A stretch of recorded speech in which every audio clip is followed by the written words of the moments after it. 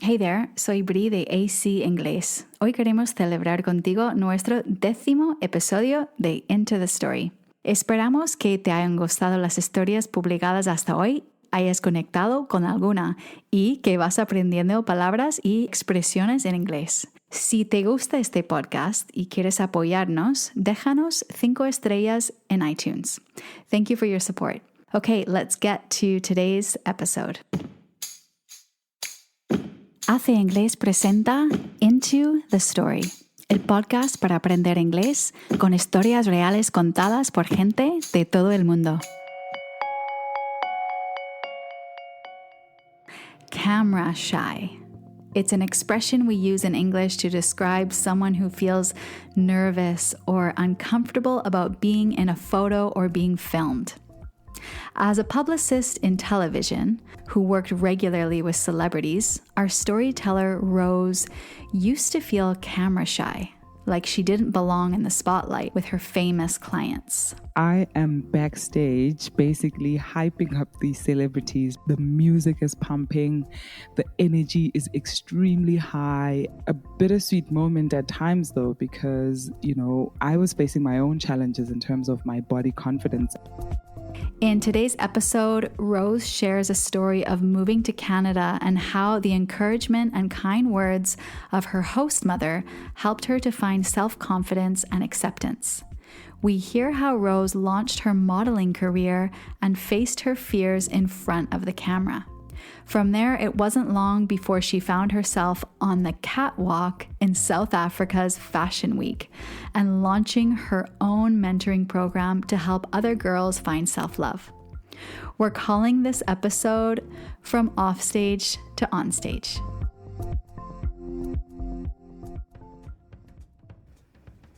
And before we begin listening, let's talk about some of the vocabulary and expressions you'll hear Rose say. Firstly, hype up. This phrasal verb has a couple of key meanings. To hype something up means to describe something in an exaggerated way so that it sounds very impressive. Rose, however, uses the expression to hype someone up, and this means to get someone very excited and motivated. Next, bittersweet. You'll hear Rose say a bittersweet moment. What she means is the moment was very exciting and happy, but there was also some sadness or pain. Bittersweet. A host mother. A host mother or a host family es una familia de acogida. When you decide to go overseas to do a school exchange or to work as an au pair, for example, you usually live with a local family who will be your host family during your stay. Nerve-wracking.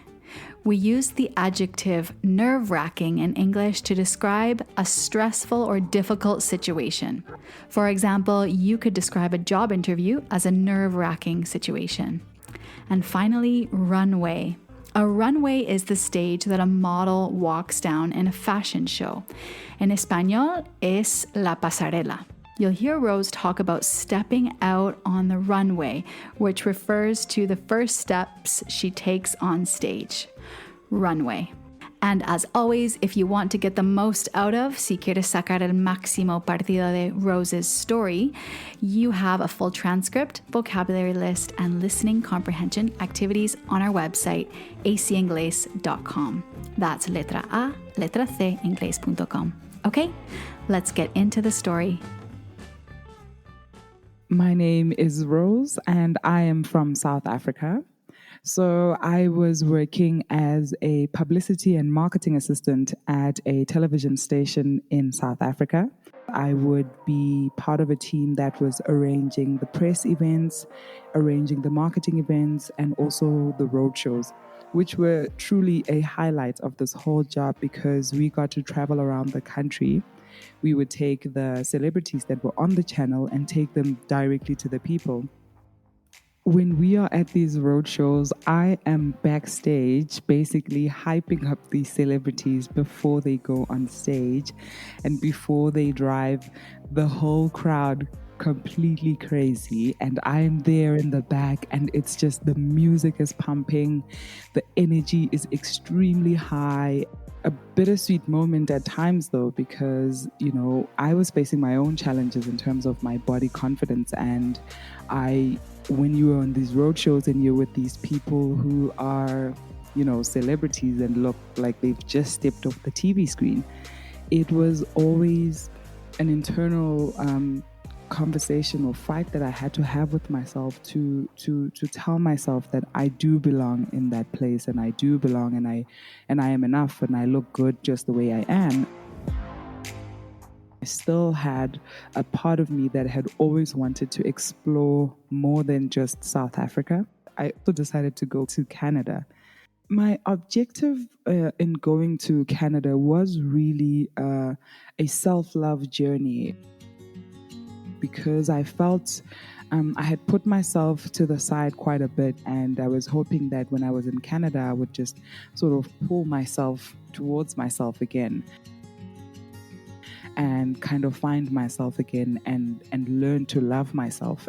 As an au pair, I was looking after 3 boys, aged 13, 11, and 7. It didn't stop from the morning till the night. It was just always go, go, go. I was fortunate enough to be part of the family setup that was probably a dream come true, because my host family was set up in a way that 7 days the parents go to work, 7 days they're off. So I would be on 7 days and then off for 7 days. And in those 7 days, I was really given the opportunity to travel and discover more than just Canada, but myself mostly, but to just discover and just see the place and just get to know and really experience and fulfill what my plans or my goals were.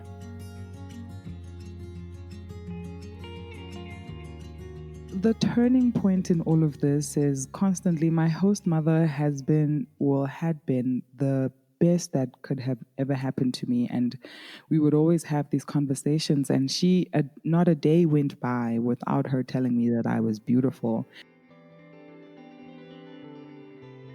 And I do believe that I was starting to believe it a lot more. One day she said to me, "I think you should be a model." Soon after her and I had that conversation, I, started doing some research, and I was looking for agencies, and because I didn't necessarily know how it would go, because I think also because of remembering that the perception of modeling with, you need to be a certain body type and a certain height and a certain this, I wasn't sure where to even begin to look for people who would say that they're looking for plus size models. So I started looking around for agencies, and I was sending out a few applications, and this was just really as a feeler, and I had no expectations of it because I was really still not believing in it that much. And when I got the call from one of the agencies that said, look, they would like to work with me, it was, I think, in that moment when then I truly believed that it is actually possible. My first photo shoot was the most nerve-wracking experience. And I did not even know what to expect. I walked into this huge studio that was just open, and I could hear some music playing in the background, and I could hear the flashing of the camera. And as I was walking into this room, I was realizing more and more how real that this is. But I was still so nervous even in that moment, because in as much as I knew that I was there for my first photo shoot for my portfolio, I was still a little bit self-conscious about how I looked. I was wondering if the outfits that I picked are okay. But, experiencing the other models that were there who were so friendly and just made me feel so comfortable. And of course, the photographer, who was completely amazing. And after that, I really just focused a lot on positively embracing myself and my body.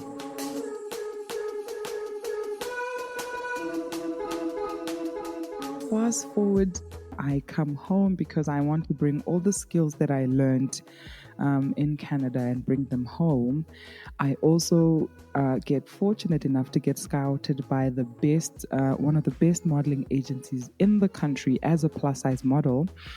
Within the first 3 months, I land my first job for an online lookbook for a designer in South Africa. And a month later, she calls me and she asks me if I would love to work for her in South Africa Fashion Week. And I had to pause for a little bit because it just was such an unreal thing for me, because SA Fashion Week was a long-term goal. I was just starting out as a model in South Africa, or anywhere actually, and it was probably the most exhilarating experience, going for the different dress size fitting. And my dress was probably the biggest dress, in that it was just, in its design, it was just grand, and it was long, and it was a black and gold dress. And moments before we walk out, we get there very early in the morning to kind of go through rehearsals, and they take you through the different things, what you need to do. And then eventually it becomes time to get your makeup done. And then it becomes time for you to dress. And it's only when you're putting on your dress do you realize that this is actually happening right now. And we're all backstage hyping each other. You're so beautiful. You can do this. This is going to be amazing. You're not going to fall. You're not going to fall.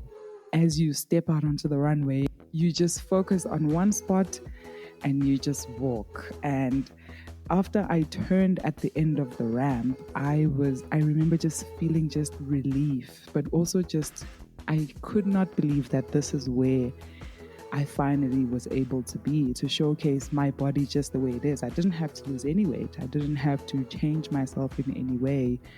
And I, in that moment, decided I need to tell young girls about this feeling, because I want them to love themselves the way they are.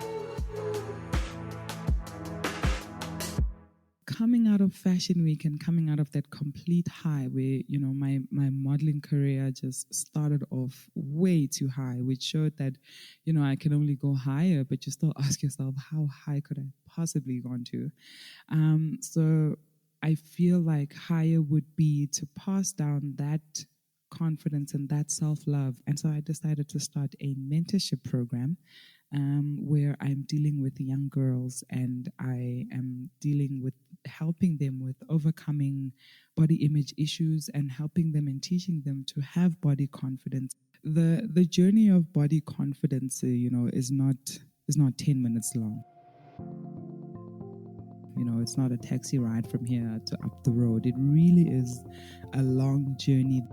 When we were backstage, and I say we because we were a few plus size models that were there, and you still do experience that little bit of tension from the models by model definition, and you can't help but have a moment of doubt where you think, oh, maybe I don't belong here.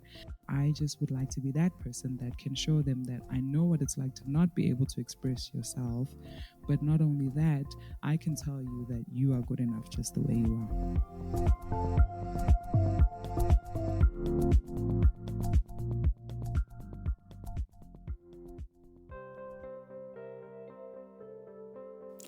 That's all for today. We hope you enjoyed Rose's story. Para conseguir la transcripción, vocabulario clave y ejercicios del episodio, visita acingles.com. Ahí también encontrarás más recursos para ayudar a mejorar tu inglés. Thank you for listening. Until next time, we hope you have a good time, or at least a good story to tell.